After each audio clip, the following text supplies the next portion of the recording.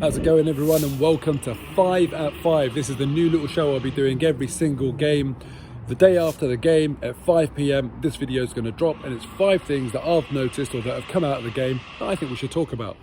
Number 1, Mikel Arteta has claimed that the last 14 days have been the best 14 days since he's been in football. Now, that sounds mad to me, but listen, we've won our first game. He's obviously got all the players in that he wanted, and he claims that he's learned a lot from it. For me, I didn't see enough against Norwich to really see that in action, but yeah, fair enough, things might not come around that quickly. I also noticed that he was really over-coaching. I mean, it's something that he's been accused of in the past, as well as Arsenal manager, that he overcomplicates things, even to the extent that very late on in the game he was shouting at Ramsdale when Ramsdale was taking a goal kick, telling him exactly where on the pitch, exactly which player on the pitch to aim that goal kick to.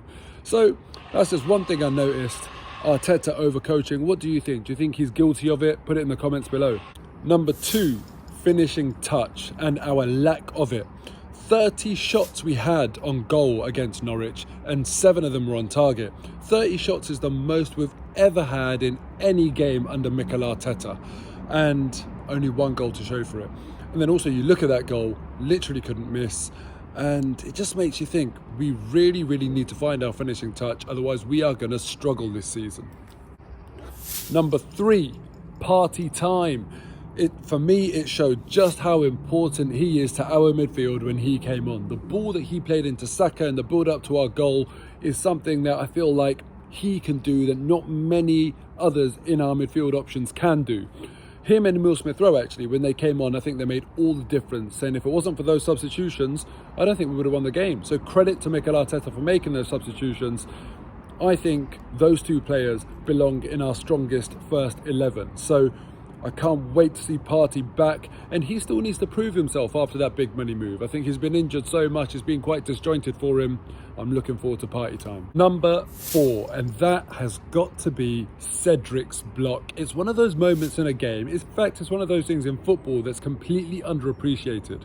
His block got us those 3 points, because if he wasn't there, if he didn't throw himself at that ball and that shot gets on target, who knows what could have happened. And you can imagine how bad that would have been for Mikel Arteta and also our season if we were 4 games without a win and we couldn't even beat Norwich at home. That block was as good as a goal, and for me, kind of went unnoticed a little bit, just in the relief of the moment, and he didn't get the praise he deserves. So he's getting it here. Number 5, and that has got to be Takehiro Tomiyasu. What a good debut that was. He didn't seem to show any nerves. He won all of his aerial duels. He got forward really well. He's clearly 2-footed. He almost scored with what would have been a sensational goal. Listen, that was a very good debut, and I was very happy with it. We need good aerial presence in our back line as well, because we know Ben White might not be the best necessarily in the air, so it's a much needed addition, and he got forward really well. Listen, I'm happy with that debut, and hopefully he can go and push on. So that's my 5. Now you tell me, have I missed anything? If you think I've missed something, put it in the comments below, and the last thing you need to do for me is hit that subscribe button. Take care, see you next time for 5 at 5.